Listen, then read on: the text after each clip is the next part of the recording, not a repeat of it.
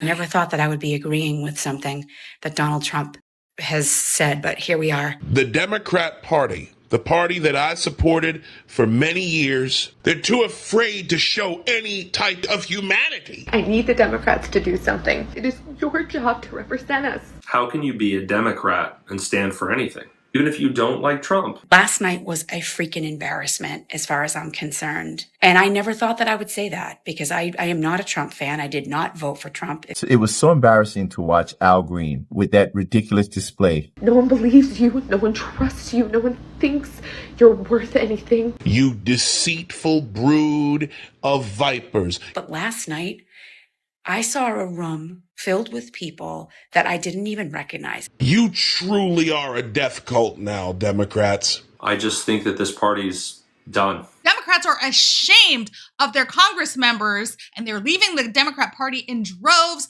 after President Trump's address to Congress, which some people are calling the State of the Union. Bernie Sanders at Trump's State of the Union address. I'm telling you, I used to use the word incompetent. Now it just goes through. I went to an Ivy League school.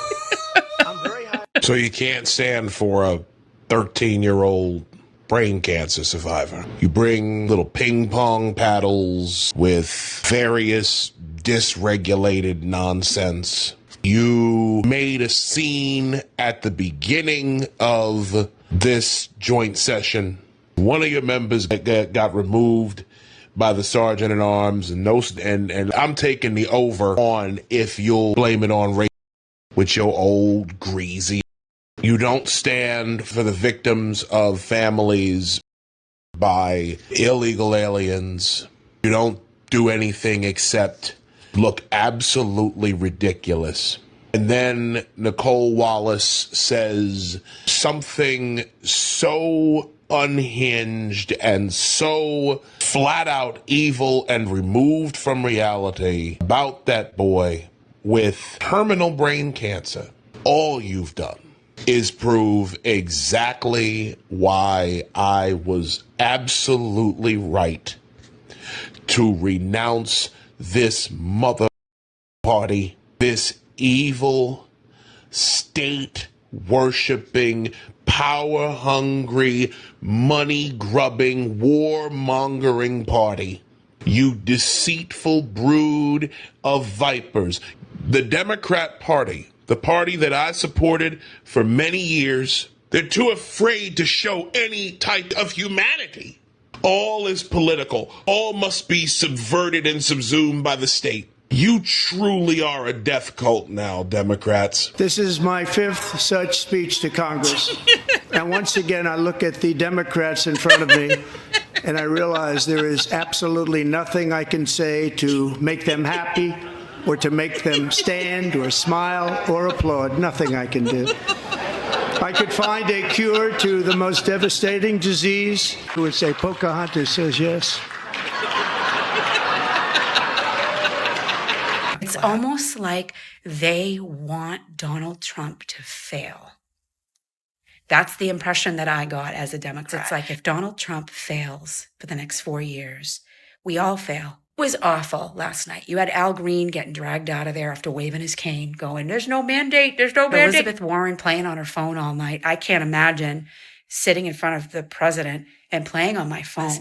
Someone came into my comments on the post that I made yesterday, and they said, you didn't leave your party left you. That just, it hit a nerve with me because this is not the Democratic Party that I have seen in the past.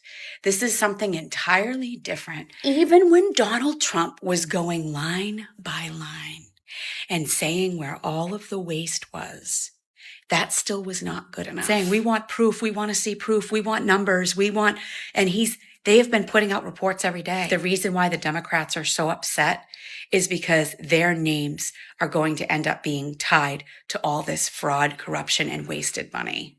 Why else would they be so opposed to finding out the truth in spending and our tax dollars? Why would they be so upset? Who wouldn't want to know that information? Last night was a freaking embarrassment as far as I'm concerned. I need the Democrats to do something.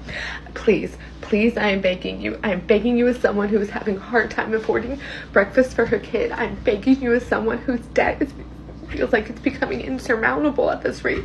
I am begging you. We, the people out here on the streets, the people here every day are doing the best we can. It is your job to represent us. I need you, please, to do something, anything, make a noise, make a protest, do something. Stop just all the words. No one believes you, no one trusts you, no one thinks you're worth anything. Please do something. We're begging you. No one thinks the Democrats are worth anything? Finally something we can agree on. I just want to know one thing. If you're a Democrat, for instance, how do you justify them not standing or applauding for any of the topics or things that he stood for? Like, how do you not stand or applaud when he brings up protecting women after the Laken Riley incident?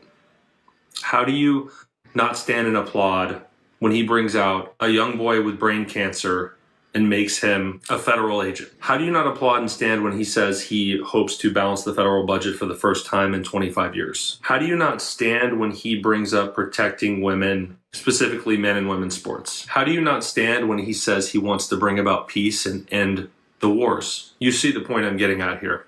How can you be a Democrat and stand for anything, even if you don't like Trump?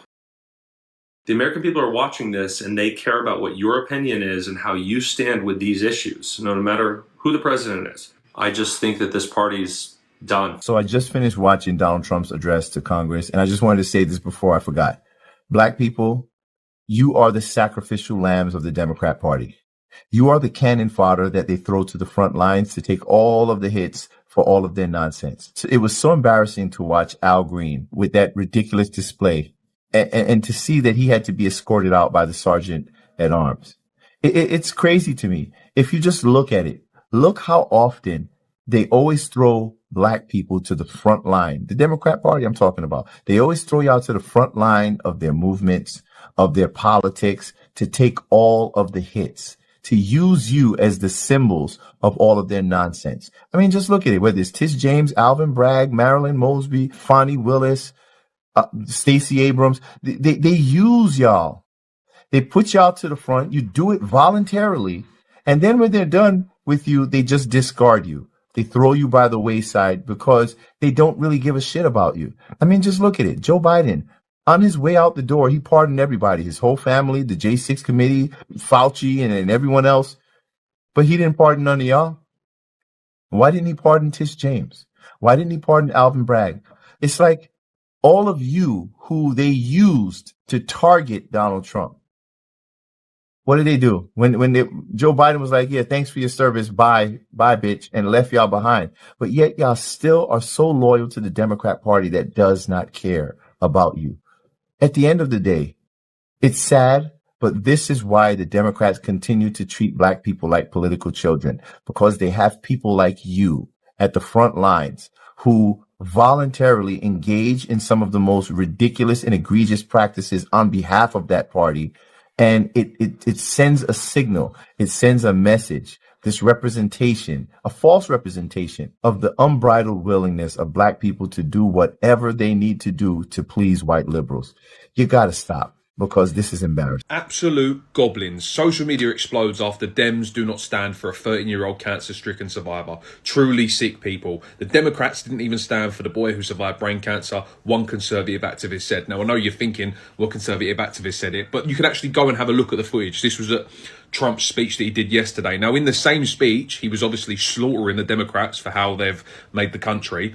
And, obviously, they weren't taking it very lightly, because then when he chose to name a park after a woman whose child was ended by a gang of Venezuelan gang members, he named a park after it. The Democrats didn't clap and stand for that.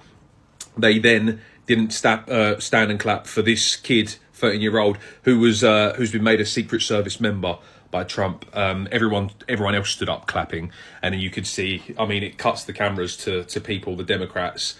And this was it. Now, it looks like she's clapping there. She wasn't. You can actually have a look at the actual whole footage.